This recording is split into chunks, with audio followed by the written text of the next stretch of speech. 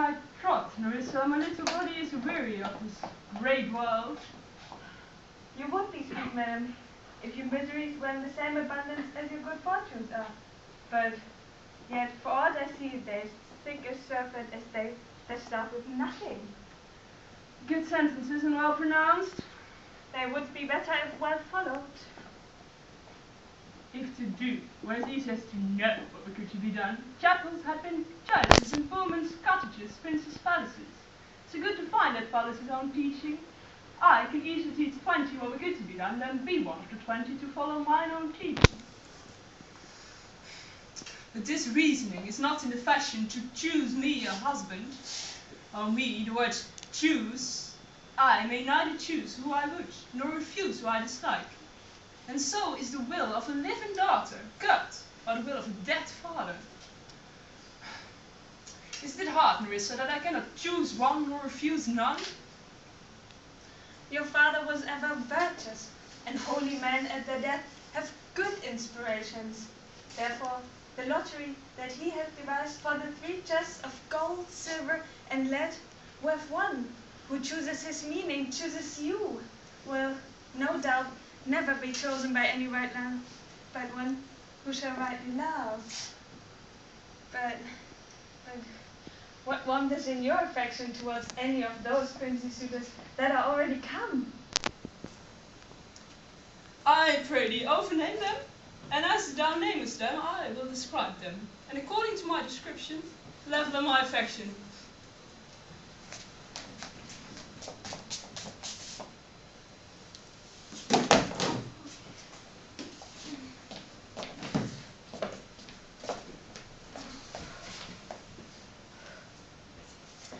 First, the Napolitan prince.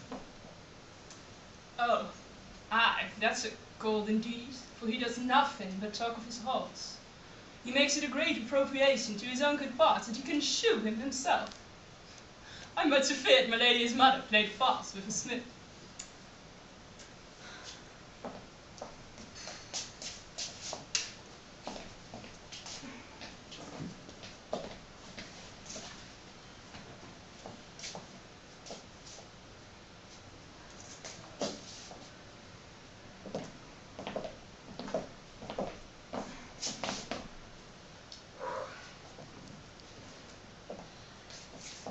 What then you say to the County Palatine?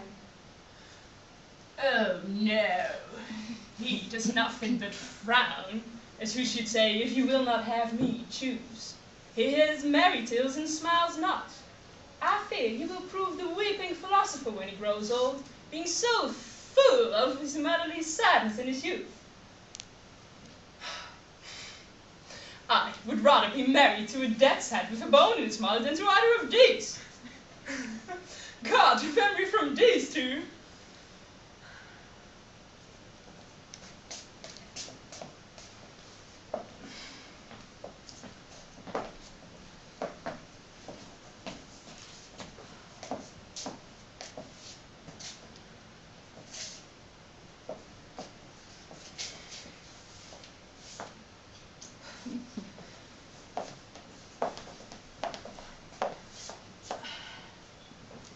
What then you say to Monsieur Le Bon, the French lord?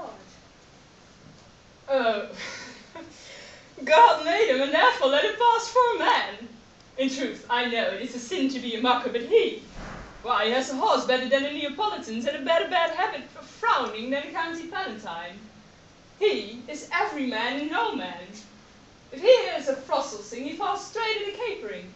He will fence his own shadow. If I should marry him, I should marry 20 husbands. If he would despise me, I would forgive him. For if he love me to madness, I shall never requite him.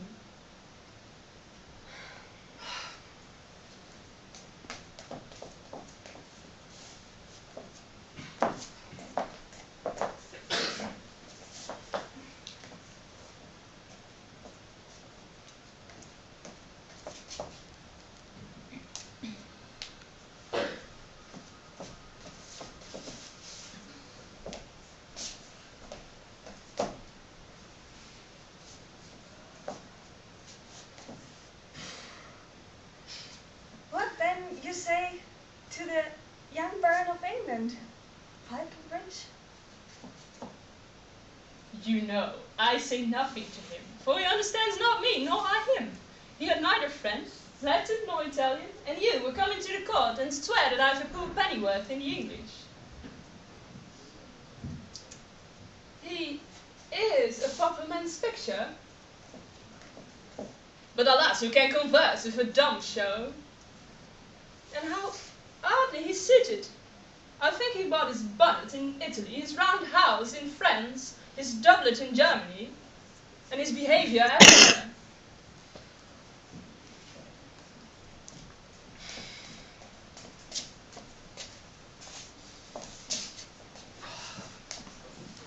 Why do you make it so impossible? I showed you all the men that are well suited for you.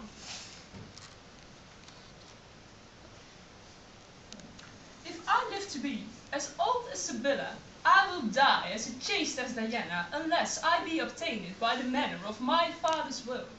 But I am glad that this parcel of whoas are so reasonable, for there's not one among them that I doubt on his very absence. I pray God grant them a fair departure.